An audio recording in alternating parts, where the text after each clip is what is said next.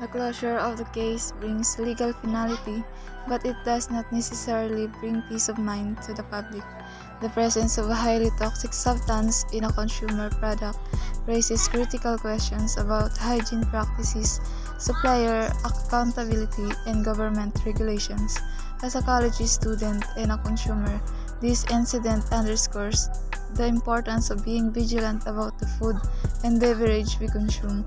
It also depicts the gaps in food safety standards that need to be addressed to prevent similar strategies. One of the most concerning aspects of this case is the apparent lack of strict regulatory oversight.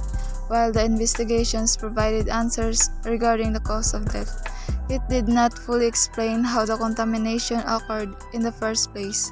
Was it a deliberate act, negligence, or a failure in the supply chain? Without addressing these root causes, the potential for similar incidents remains high. Deadly undetectable poison. The video talked about how forensic experts use science to detect poisons.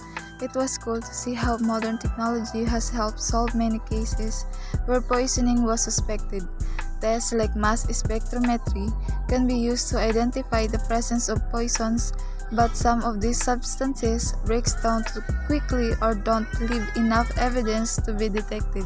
It made me think about how much science and technology have advanced in crime investigations, but also how they're I was honestly shocked by the list of poisons mentioned in the video. Some of them sounded like they came straight out of a thriller movie, but they are real. The video starts off by explaining how poison can be hard to detect, especially if the person who is poisoned doesn't show obvious symptoms right away. What blew my mind was how poisons like resin, cyanide, and dextrosolution can be used with almost no trace left behind, making them perfect for criminals. It made me think about how dangerous the world can be when certain things are hidden. The first thing the video discussed was the type of poisons that are difficult to detect. One of the most interesting ones was resin, which comes from castor beans. It's super toxic, but it's almost impossible to detect right after it's used. The person could die within hours without anyone knowing what happened. The video mentioned how there are tests for resin, but they usually take too long to be helpful in an emergency situation. I was left wondering how scary it must be to be poisoned by something like that and not even know what's happening until it's Another poison that stood out was cyanide. I always thought of it as something from spy movies, but I learned that it's actually quite common in industrial settings. The crazy part is the cyanide can be absorbed in many ways through inhalation, ingestion, or even through the skin. It can kill a person in minutes, and often the symptoms resemble a heart attack. This made me think about how easily it could be used in a crime and how important it is to have medical professionals trained to spot the sign. As I watched, I felt a growing sense of unease. It made me think about how often trust medical professionals and caregivers with our health. If someone in a position of trust decides to misuse their knowledge, it can have devastating consequences. This was one of the scariest parts of the documentary, realizing that the victim might not have suspected anything until it was too late. The case it covers is not just any murder, it is a carefully planned act that involved deception and betrayal.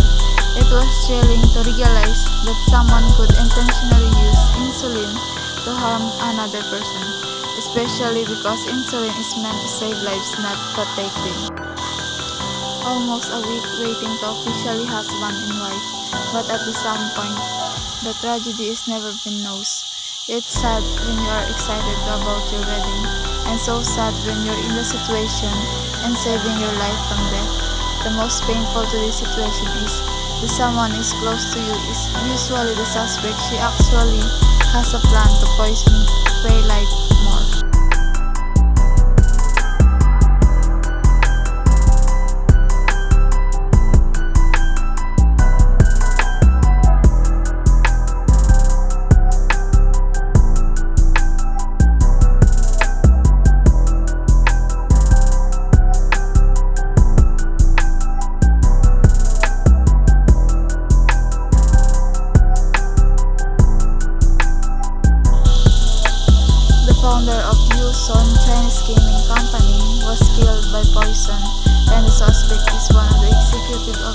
company so that he was planned to kill Mr. Lin by adding some poisonous pills in a probiotic tablet so that he was suffering in difficult to breathe, so that it was leading to death.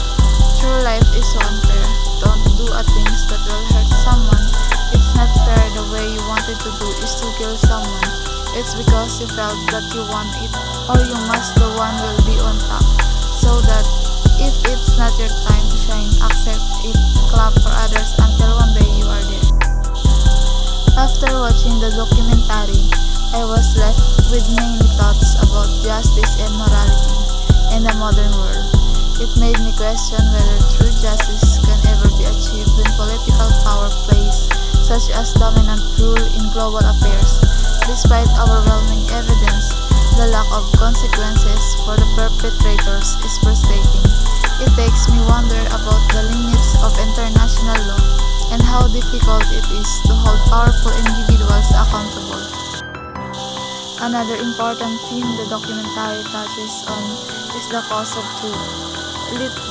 Litvinenko's story is a stark reminder that speaking out against corruption often comes with a heavy price. It made me reflect on other whistleblowers throughout history who have faced similar fates. How many voices have been silenced simply because they dared to reveal the truth. From the very beginning, the documentary sets a somber tone. Watching it, I felt a deep sense of injustice and sadness, knowing that a man who sought to expose corruption ultimately paid with his life. The way the documentary presents Litvinenko's suffering, his slow, painful decline due to poisoning was deeply unsettling. It made me reflect on how power can be abused to silence those who dare to speak